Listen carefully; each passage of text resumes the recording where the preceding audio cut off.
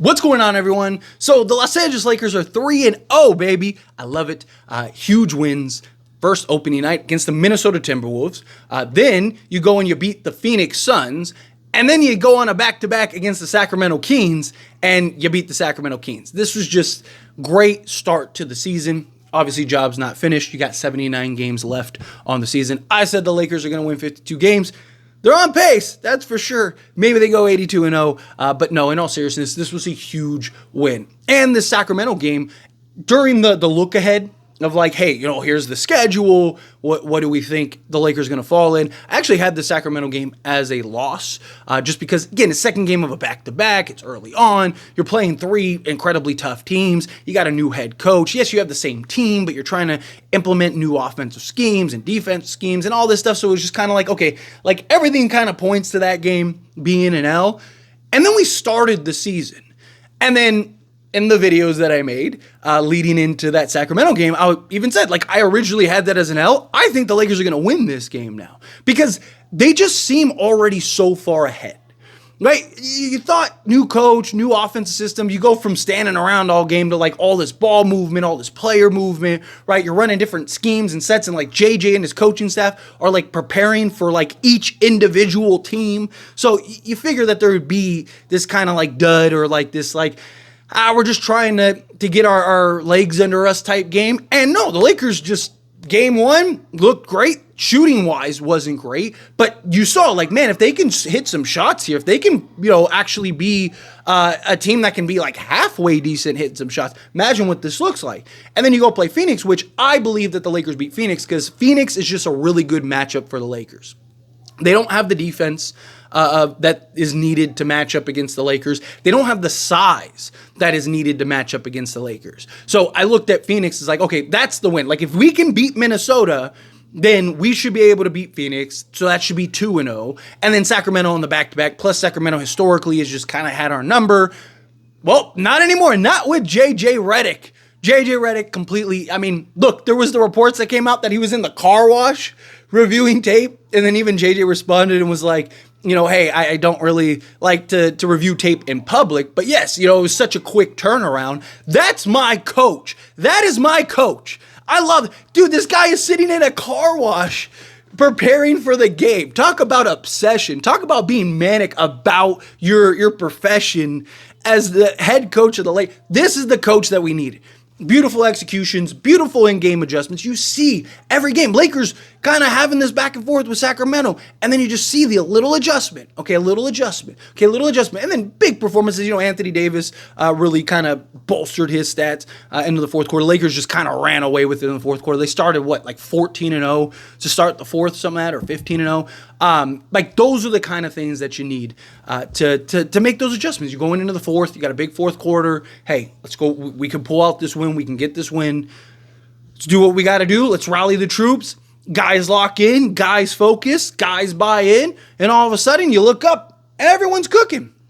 And it was a great all-around game. Like, this was really a team game. Like, Anthony Davis, right, even the reporters and stuff were talking to Anthony Davis, and we're like, you finally beat Sabonis, right? Because he was like 0-10 against Sabonis before that time, and it's just this narrative against like European bigs and stuff like that. Like I even made the little community post, after the game that he's changed the narrative, and I talked about it in the previous videos. Changed the narrative. Also, real quick, for those that made it this far, I'm sorry I didn't do a live stream last night. I had to do my buddy's wedding. It wasn't my wedding, it was my buddy's wedding, and I was the best man, so had those obligations. By the time I got done, it was like super late, so I wasn't able to do a live stream, but I'm planning on doing a live stream later tonight. I got to get caught up on some stuff, but my plan is to do a live stream around like 8 p.m. Pacific time, so look forward to that. But the wedding was great. It was a great time. It was actually a beautiful wedding, and it went really smooth. Usually there's kind of something that happens, and no, it was just like smooth sailings, which is always good. But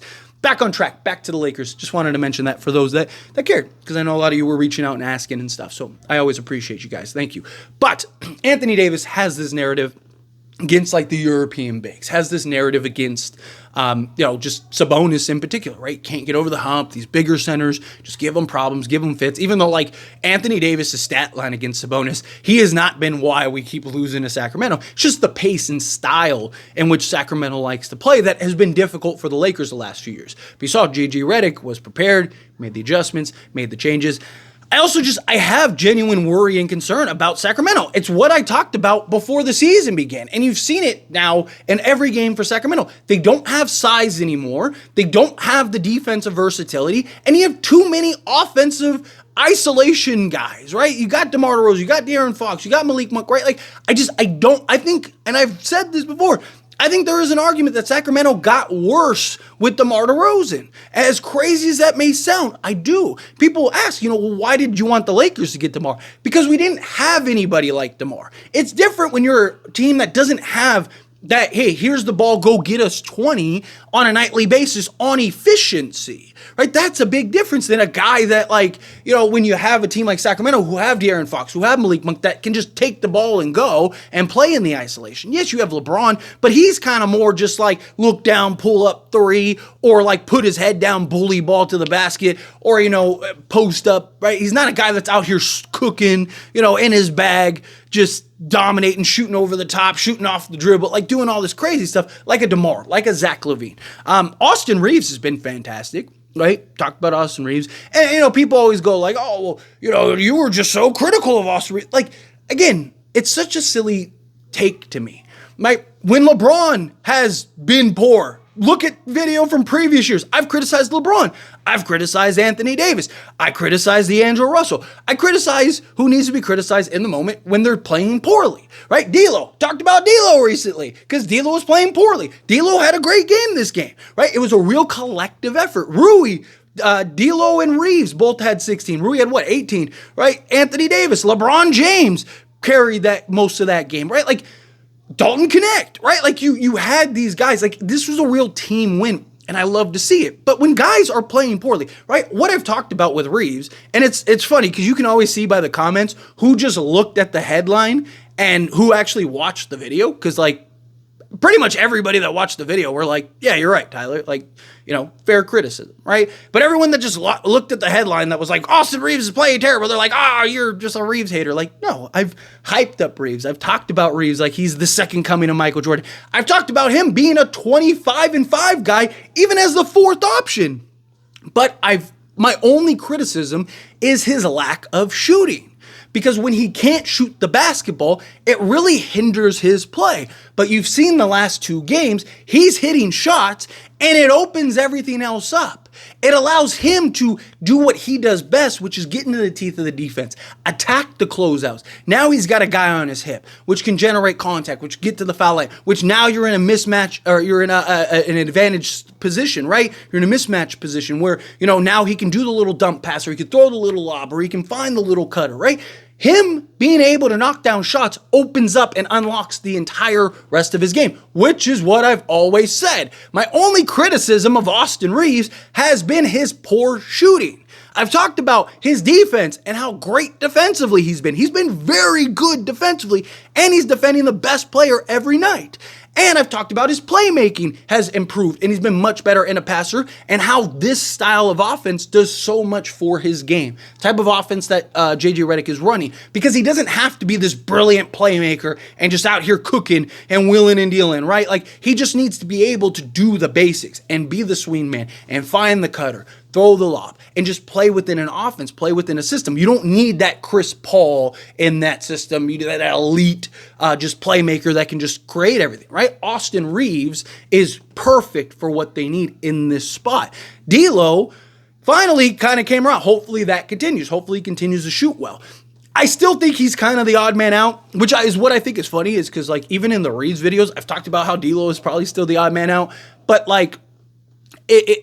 D'Lo, until we actually move him for whatever we end up moving him for, we need the best version of D'Lo possible. And that version is D'Lo hitting shots, making plays, right? And D'Lo defensively. D'Lo's been getting after it defensively. He's not elite. He's not great. He's not this stout defender, but he is good. And like, we need him to be serviceable. At least try. At least get after it. At least don't get beat every possession. And I think DLo's done a very good job. Him and then Reeves has been really good. Reeves' rebounding has been fantastic, right? In every video I've criticized Reeves, I've also praised him, which is what I think is funny, which is how I know people don't, like the people in the comments that didn't watch the video and the people that actually did, because if they actually listened to what I said, they wouldn't be leaving those comments, right? Like, because they would see, like, again, I'm not saying anything inaccurate. I'm not saying sell him to the highest bidder right out the gate. I've said if he doesn't improve, but I've also said that I believe he will. In these last 2 games, he has, but I need to see consistency. Same thing from DLo, same thing from Rui, right? Dalton Connect, all of these guys, I need consistency. Outlier games happen. Guys have stretches. These are NBA players, right? Like, but you saw like last year, Reeves would get in stretches, would get in these pockets where, you know, it's like 5 games of greatness, 5 games of terrible, right? Like, and Rui at times would be inconsistent. I need to see consistency from DLo, from Reeves, from Rui. Those 3 guys. Obviously, bad games happen. I'm not talking about, oh, the next game, you know, Austin Reeves goes 1 of 7. Like, that's it. He's trash. If the next game, he actually gets back on track. And I'm not saying he has to shoot the lights out and go 70%. But, again, like, people look at, like, the 37%. And this is for everybody, not just Reeves, right? Like, DLo shot 40+% from 3. But he was a 40+% shooter all season long. It wasn't just this, like, upset. Did he have games? Yes. But for the most part, he was giving you, you know, essentially 3 to 5 threes a game, every single game. Right? But Reeves was like, you know, here's 5 games of like 70%. Here's 5 games of like 16%, right? Here's the same thing with Rui. Like Rui would have these games where he's like, oh, here's, you know, 70% from the floor, right? That's the difference. Obviously, playoffs, DLo, not great, but we're talking about the regular season because you got to get through the regular season and get to the playoffs. But nonetheless, this was a great game, and I loved, and the reason I wanted to talk about Reeves and Rui and DLo and all these guys is because this is what we need, this collective team win. When all cylinders are firing, right? When everyone is cooking, everyone's doing what they're supposed to be doing. Guys are hitting shots. Guys understand their role. Guys are playing to their strengths, right? Have the offensive schemes. You have the defensive schemes. You have, hey, it's 4th quarter. Time to ramp up. Time to lock down defensively. Time to make sure we're executing in a proper manner. And you saw that from the Lakers. I love what we saw. Not from LeBron, not from AD. Obviously, they're great. You're going to get their greatness every night. Anthony Davis gave you a 30-piece again. Right? I'm not talking about that. I'm talking about the other guys. I've always said all season long, LeBron James and Anthony Davis are going to carry you on their back. They're going to take you as far as they can take you. They can take you to the promised lands if you do your part. But if you're dead weight, then now they're going to get tired by the time they get to that to home, right? But if you can help and make that journey easy or as easy as possible, then you can get to that promised land. And so far, the other guys have done a really good job of making it easy on LeBron James and Anthony Davis. And let's give it up for JJ, right? You gotta tip your hat to JJ because we're 3-0. And a lot of it has just been his play calling, his style, his execution, his adjustments throughout games. He deserves a lot of credit in this. Obviously, again, I said it with Darvin Ham when Darvin Ham was coaching terribly. Like, the players still have to play. That's the main difference between Darvin Ham and JJ Redick. Darvin Ham couldn't get the players to buy in and play. That's why they were so inconsistent, right? But JJ Redick has had these guys locked in. He's had them focused. He's had them prepared. That's the difference. JJ is a better coach. He's a better X's and O's guy. All of that's why I said that I wanted him, and was so high on him, right? But it's also JJ has these guys and is really empowering and getting these players to buy in, where Darvin Ham really has struggled. He really struggled to do so. But it's at the end of the day, it's the players are the ones that are playing on the court.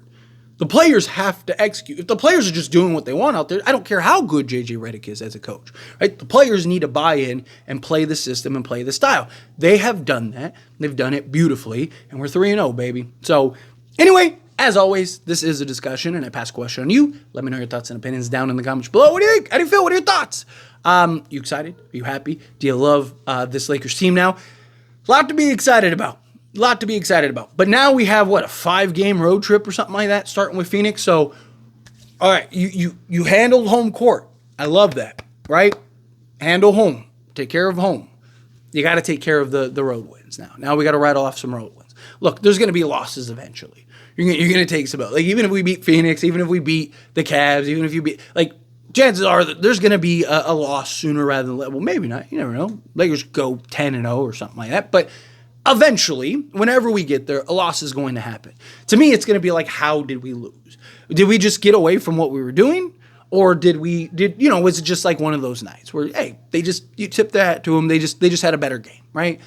There's things, or did they just shoot the lights out or whatever, right? Like, I'm curious to see when that loss finally happens. One, how do the Lakers respond? And two, how did that loss present itself? But, hopefully it's a long time from now. Hopefully it's like game 25 or game 82, right? Like, but in all seriousness, let me know your thoughts and opinions down in the comments below. That being said, if you haven't liked this video, hit that like button. Helps me out. It's me enjoy these types of videos, and I truly appreciate it. Not subscribe to the channel, hit that subscribe button, turn on the bell notifications. Appreciate y'all. See you in the next one. Thank you.